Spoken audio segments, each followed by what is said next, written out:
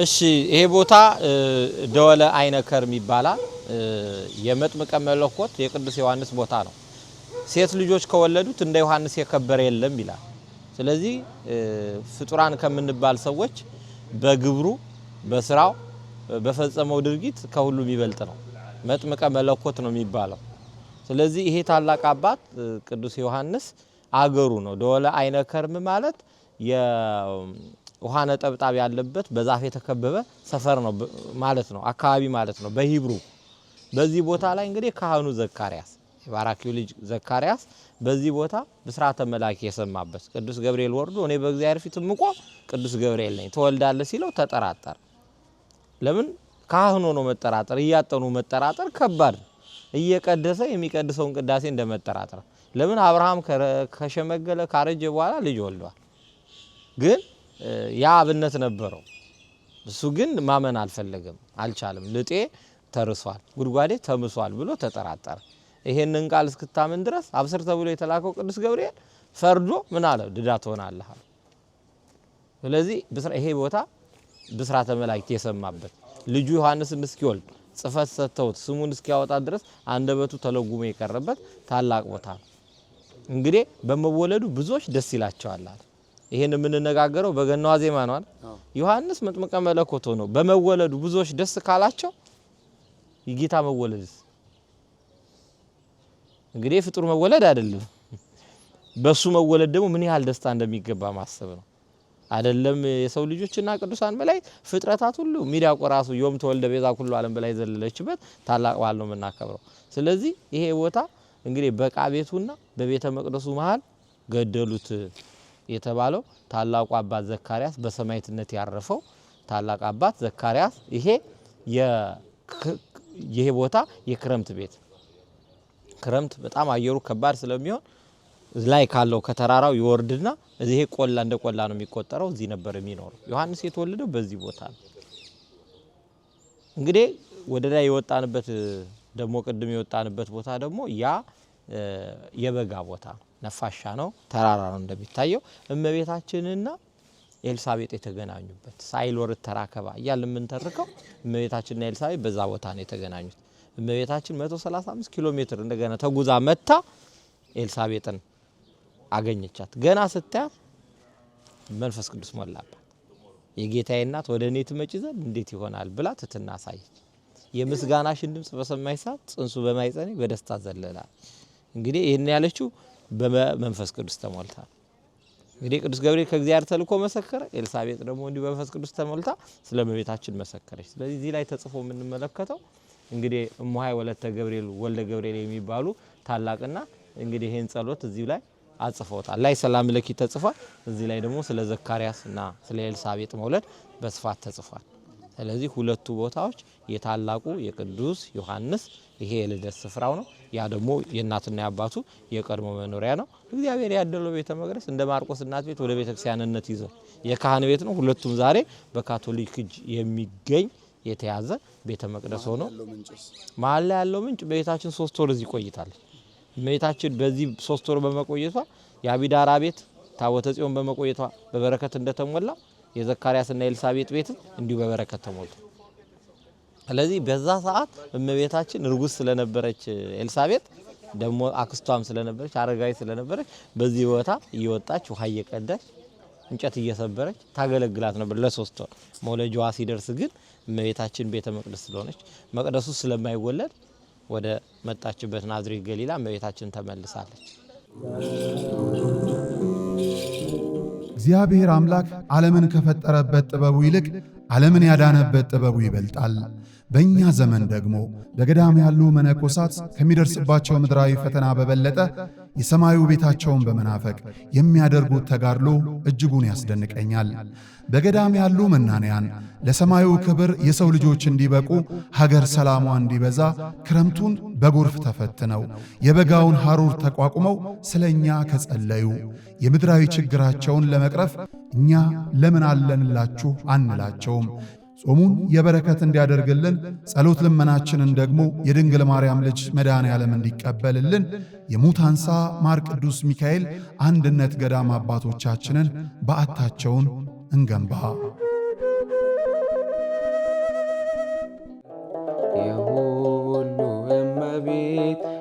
በሰማይ በምድር አቁራሪተ መዓት ምራገ ጸሎት ሲነግሩሽ ሰሚነሽ ኪዳነ ምሕረት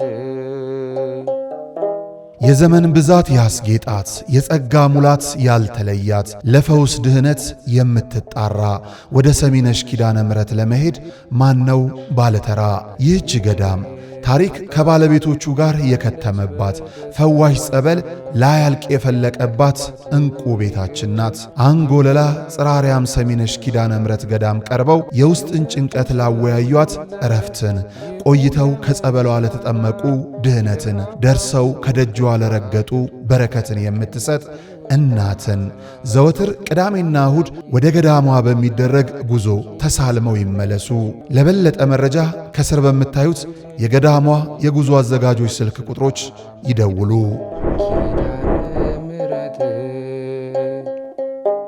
ወልደ ሩፋኤል አካሉ በአባ ወልደ ሩፋኤል ገብረየሱስ አካሉ ባለው ከመጣሁት ከኒውዮርክ ሮቸስተር ኪዳነ ምሕረት ነው። መንክራ ኃይላ ኪዳነ ምሕረት ባለች እዛ ያገለገልኩ ነው ያለሁት። ብዙ ጊዜ እመኛለሁ ግን የእግዚአብሔር ፈቃድ አንድ ስለሆነ ያ ቀን ጠብቆ ዛሬ በዚህ ዕለት አድርሶኛልና በጣም ማድንቀው እናንተም ደግሞ በእውነት በጣም እንወድ ነጋሽ ለቤተ ክርስቲያን የምትቆረቆር ሁሉ ጊዜ ነው እንትን ምን ነውና በአካል ባንገናኝም ግን በመንፈስ አገናኝቶ ሁሉ ጊዜ ስላንተ በጣም ነው እንትን ነውና እግዚአብሔር ይጠብቅልን። በጣም ደግሞ ማግኘት ያው አንተም ደስ ብሎኛል። ደረጃ እናንተ በጣም ለቤተ ክርስቲያናችን እንቆሽ ናችሁ። ያብዛልን። በጣም ይሄን ያላየ ሰው እኔ ክርስቲያን ወል ማስራሱ በጣም ትይላልና በጣም ትናንትና አሁን ወደ ኢያሪኮ ስንሄድ ያየነው እንትን መጽሐፍ ቅዱስ ያለውን እያነበብን ነው በተግባር እያነበብን ነውና በእውነት መጽሐፍ ቅዱስን የሚያነብ እግዚአብሔር አምናለሁ የሚል ኢየሩሳሌም መርገጥና ኢየሩሳሌም ማየት መጽሐፍ ቅዱስን በእውነተኛ ተቋንደበ መዋሃድ ነውና በጣም ከምን በላይ መጽሐፍ ቅዱስን በደንብ በተግባር ያየሁበትን ያነበብኩበት እንደሳነበው የነበረው ከዛ በስጋ ነው። አሁን ግን በተግባር በመገለጥ ሳነበብኩት በጣም ደስ ብሎኛልና በጣም እንደው እያንዳንዱ ክርስቲያን ይህንን ቦታ ማየት እንደ አዲስ መወለድ ነው የሚቆጠረውና እንደው ሁሉም በተቻለ መጠን እየመጣ ይሄን ቦታ ቢሳለምና ታሪኩን ቢያውቅ ያለንን ክብር ያለንን ጸጋ ያለንን የእግዚአብሔርን ፍቅር የምናይበት ቦታ ስለሆነ እንደ ሁሉም እዚህ ቦታ እየመጣ እንደ በበረከቱ ተሳታፊ እንዲሆን ምኞቴም ጥሬም ነውና እንደው እግዚአብሔር አምላክ ለዚህ ያብቃል። ሁሉም ክርስቲያኖች ነው ከምንም በላይ ሀገራችንን ሰላም አድርጎልን በጣም አመሰግናለሁ። እሺ ነው አባት አመሰግናለሁ።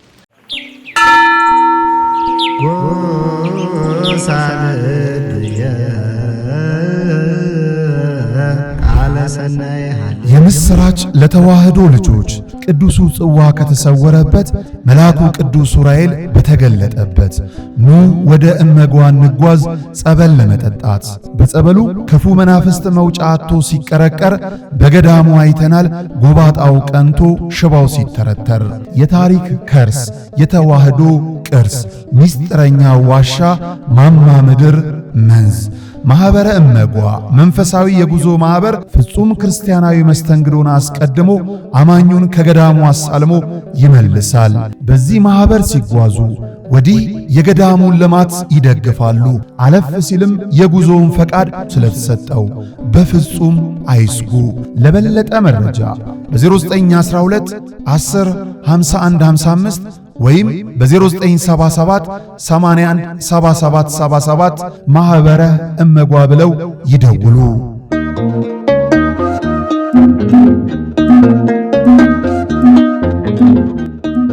እንደም ዳዊት ምንድነው ያለው? የአባትሽና የእናትሽን ቤት እርሺ ስመፈተው ንጉስ ነኪ ንጉስ ውበትሽን ወዷልና። አያችሁ እሷ እንደ ሌላው እንድትኖር አይደለም የተፈለገችው። የሚገርማችሁ ይሄ ታላቅ አባት መጥምቀ መለኮት ጆን ዘ ባፕቲስት ግብጾች ይገርማችሁ 4 ልደት ነው የሚያከብሩት። የጌታ ልደት ያከብራሉ፣ ግንቦት 1 የእመቤታችን ልደት ያከብራሉ። ከዛ 3ኛ ልደት የሚያከብሩት የዮሐንስ ነው። ለምን? በመወለዱ ብዙዎች ምን ይላቸዋል? አይደንቃችሁ? አሁን እሺ ዮሐንስ በመወለዱ ብዙዎች ደስ ካላቸው ክርስቶስ በመወለዱስ? እሱ የተወለደውን ስላጠመቀ ነው አይደል እንዴ ደስ ያለን? አያ የጌታ ልደት ከዛ በላይ ክላይማክሱን አስቡት። ከዛ በላይ አይምሯችሁን ይዩ። ዘካርያስ በንጽህና ሆኖ ልጅ እንኳን ሳይኖረው እግዚአብሔርን ምን ያደርግ ነበር? ያገለግል ነበር። አሁን እናንተ እግዚአብሔር ቢያጎልባችሁ እንዴ ያገለገልኩ እየዘከርኩ ኪዳነ ምሕረትን ብቅል አብቅዬ እህል ፈጭቼ ዘክረሽ ከሆነ ትላላችኋል። ልጃችሁ እንኳን መካን ስትሆን ባትወልድ እግዚአብሔርን ታመሰግናላችሁ? ኢዮብ እኮ 10 ልጆቹን ሲቀብር ምንድነው ያለው? እግዚአብሔር ሰጠ፣ እግዚአብሔር ነሳ፣ የእግዚአብሔር ስም ምን ይሁን አለ። ይሄን የሚል ሰው አለ? ልጅ በማጣቱ የሚያለቅስ ሰው እኮ አለ። ግን የደም ጭላጭ ያጥንት ፍላጭ ያልሆነ ዘር ሰጣለሁ አብርሃም ጻምቤር እኮ ተፈለጥ ማዝማዲ ከብሎ ከቤተሰቡ ተለይተው ውጣ ብሎ ምን አደረገው? እንዲወጣ አደረገው። ስለወለዳቸው አይደለም ማሳደግ ነው ትልቁ። ዘካርያስ በዚህ ቦታ ላይ እየጾመ እየጸለየ ከእግዚአብሔር ጋር ሲነጋገር ቅዱስ ገብርኤል ተገለጠ። ምን አለ? እኔ በእግዚአብሔር ፊት ምቆም ቅዱስ ገብርኤል ነኝ። ምን አለ? ጸሎትህ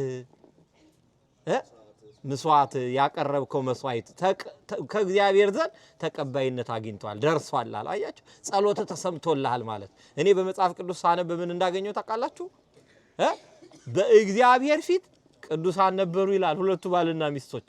በሰው ፊት እኮ ቅዱስ መሆን ይቻላል። በእግዚአብሔር ፊት ቅዱስ መሆን ግን ከባድ ነው አይደለም? አሁን ብዙ ሰዎች በሰው ፊት ቅዱስ ናቸው፣ ጿሚ ናቸው፣ ጸሎተኛ ናቸው፣ ሰጋጅ ናቸው። አቤት ክርስቲያን የተባለ ነጠላው ሲገፈፍ ግን ውስጥ ምንድነው ያለው? መድኃኒዓለም ይመርምረው። በሰው ላይ አንፈርድም። ግን በእግዚአብሔር ፊት ጻድቅና ቅዱስ መሆን ከባድ ነው። በእግዚአብሔር ፊት ምን ነበሩ? አረ ተናገሩ። አዎ የበራኪው ዘካርያስ እንግዲህ የካህን ዘር ነበር ይላል። ዘራ ክህነት የነበረው አያቶቹ ቅድመ አያቶቹ ሳይቀር ዘር ነበራቸው። ምን አይነት የክህነት ዘር! በሱ ዘመን ይሄ ክህነት ሊቋረጥ ነበር። አይገርማችሁ? አሁን ልጅ ወልዳችሁ ካህናት ይሆናችሁ መስቀላችሁን የሚረከብ ሲጠፋ፣ ልጅ ወልድ ሳትወልዱ ቀርታችሁ ሃይማኖታችሁን የሚረከብ ሲጠፋ የዘካርያስ ሐዘን ከባድ ነበር። ጸሎትና ምጽዋት እግዚአብሔር ተቀብሏል ሲባል እሱ ግን ተስፋ ቆርጦ ነበር። አያችሁ እግዚአብሔር የሚመጣው 5 ጉዳይ ነው። ምን ዋጋ አለው? እኔ ልጤ ተርሷል ጉድጓዴ ተምሷል አለ። የአብርሃምን ታሪክ አላሰበም። ካህን ነው እኮ እያጠነ እየቀደሰ አማኝ ያልሆነ ሰው እኮ አለ። አንድ አባት ይሉ ነበር አንድ ቀን ስጋው ወደሙ ሳልቀበል እንዳልሞት ይሉ ነበር። በየቀኑ ሲቀድሱ ይቆርቡ የለ ሲባል ይሄ ስራ ነው።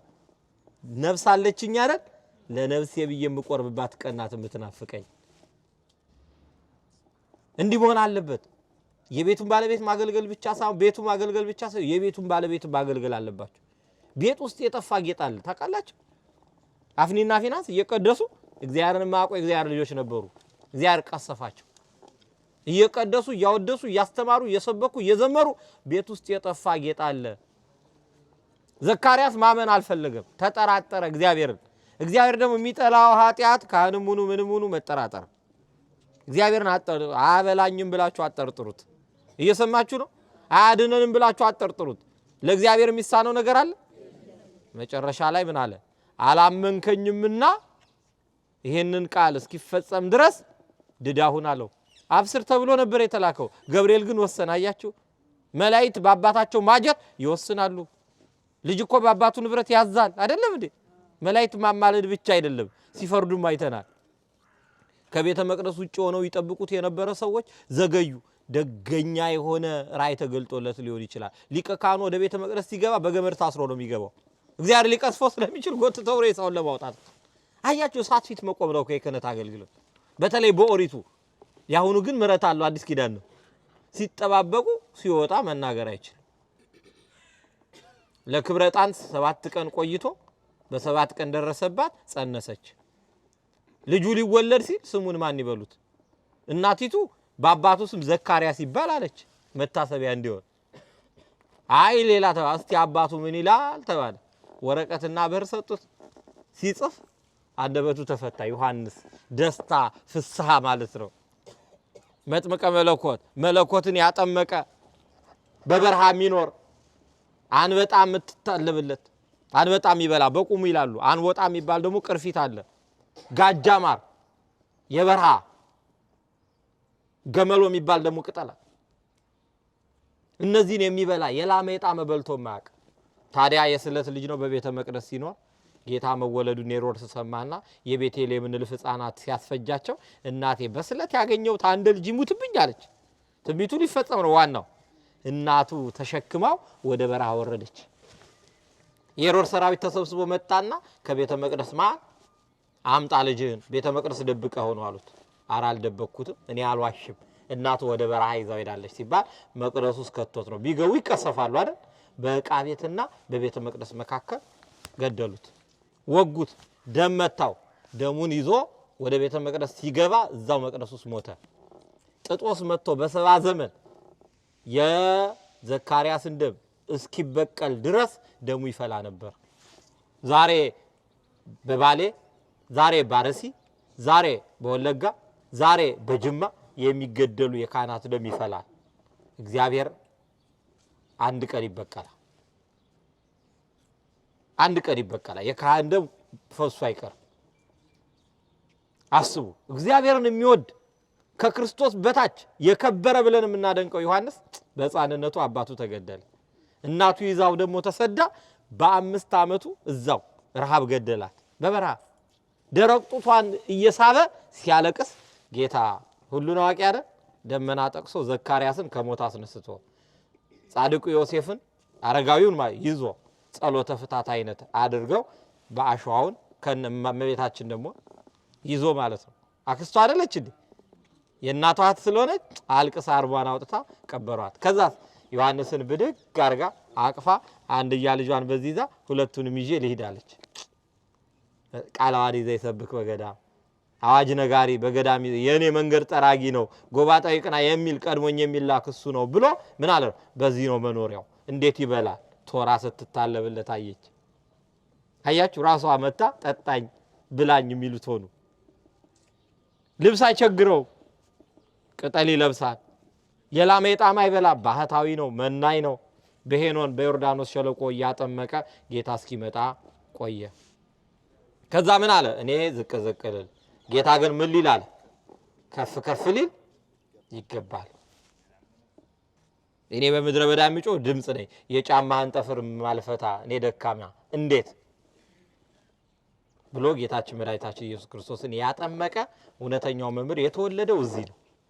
እየሰማችሁ ነው? ያው የተለያየ አባባል ስላለ ትክክለኛው መረጃ ግን የተወለደው እዚህ ነው። ይሄ ቦታ የክረምት ቤት ነው። ይሄ ቆላ ነው። ያኛው ተራራው ደጋ ነው። ስለዚህ በበጋ ላይ ወጡ ነበር። ከመቤታችን ጋር የተገናኘችው ላይ ነው። ዮሐንስ የተወለደው ገብታችሁ አንዲት ድንጋይ ታችኋል። ውስጥ ስትገቡ ደረጃ ወረዳችሁ ያ ዮሐንስ የተወለደበት ቦታ ነው።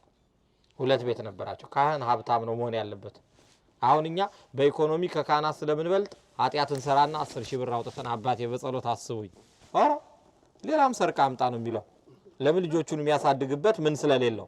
ኢኮኖሚ ስለሌለው። ካህን ግን ሀብታም ከሆነ ምን ይላል? አንተ ንስሐ ስላልገባ በፍጹም ያንተን ብር አልቀበልም። ግብጽ እኮ ትልቁ ቅጣት ስጋው ደሙ ነው የሚከለክሉት። ምመኑ ኃጢአት ሲሰራ አትቆርብም ይሉታል። ሲለይ ያለቅሳል። አያችሁ እዛ አይነት ነገር ላይ ካልደረስን ፈውስ የለንም። ስለዚህ ወገኖች ይሄ ደወል አይነ ከርም ይባላል። እመቤታችንና ኤልሳቤጥ የተገናኙት ላይ ነው። ይሄ ቦታ ደግሞ ዮሐንስ የተወለደበት ቦታ ነው። እንግዲህ ሴት ልጆች ከወለዱት እንደ ዮሐንስ የከበረ የለም የተባለው በመወለዱ ብዙዎች የሚደሰቱለት መጥምቀ መለኮት ቅዱስ ዮሐንስ የትውልዱም የእድገቱም በልጅነቱ የነበረበት ስፍራ እዚህ ቦታ ላይ ነው። የቅዱስ ዮሐንስ በረከት፣ የቅዱስ ዮሐንስ ረድኤት፣ የቅዱስ ዮሐንስ ፈዋሽነት ሸንኮራ ዮሐንስ ያልተጠመቀ ያልተፈወሰ የለም። በእኛም ሀገር በረድኤቱ ይህ ታላቅ አባት አንገቱ ተቆርጦ 15 ዓመት በምድረ አረብ ያስተማረበት። ግብጽ ብትሄዱ የዮሐንስ መጥምቅ አጽሟል። 15 ዓመት አንገቱ ለብቻው ተቆርጦ እውነት ትክክለኛ ፍርድ በመፍረዱ የወንድምህን ሚስት ልታገባ አይገባም ብሎ ሄሮድስ በመናገሩ መሐላውን እንዳይበላ ወለተ ሄሮድያዳ አንገቱን አስቆረጠችው። መስከረም 2 ነው የምናከብረው። ታሪኩ ሰፊ ስለሆነ እዚህ ላይ መተረኩ ጉንጭ ማልፋት ነው። የልደቱን ታሪክ የተረክነው ግን ቦታው ስለሆነ ነው። ክቡር አባታችን ከኒውዮርክ እስቲ ዛሬ የአሜሪካ ቡራኬ ድረስ መንግስት ትምጣ ፈቃድ በሰማይ እንደሆነች እንዲሁም በምድር የዕለት እንጀራችንን ስጠን ዛሬ፣ በደላችንን ይቅር እኛም የበደሉንን ይቅር እንደምንል፣ አቤቱ ወደ ፈተና አታግባን ከክፉ ሁሉ አድነን፣ መንግስት ያንተ ናትና ኃይል ከምስጋና ለዘላለሙ።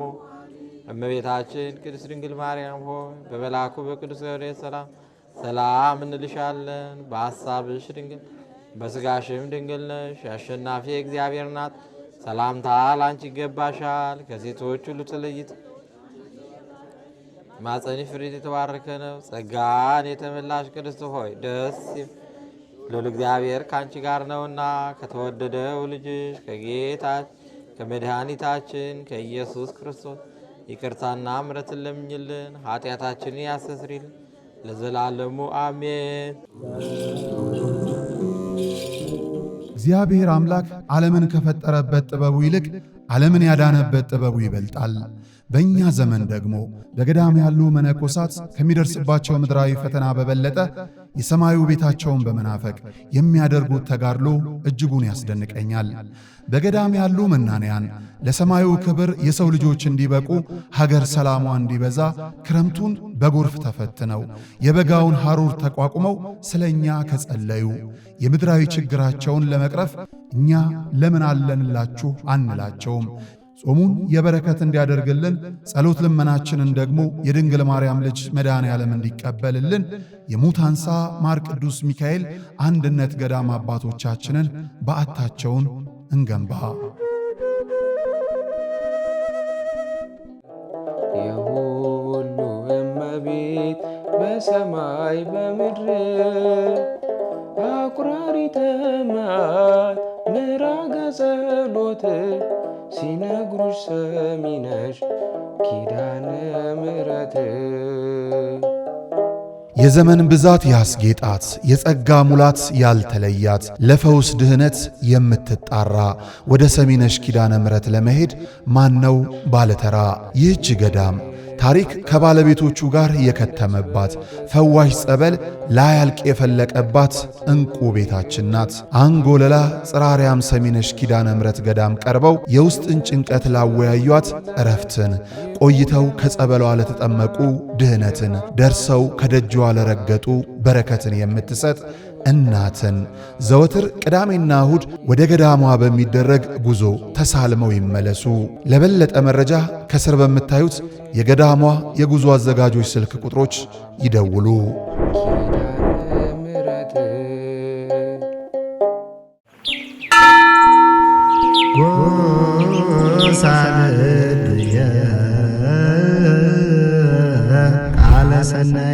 የምስራች ለተዋህዶ ልጆች ቅዱሱ ጽዋ ከተሰወረበት መልአኩ ቅዱስ ዑራኤል በተገለጠበት ኑ ወደ እመጓ እንጓዝ ጸበል ለመጠጣት።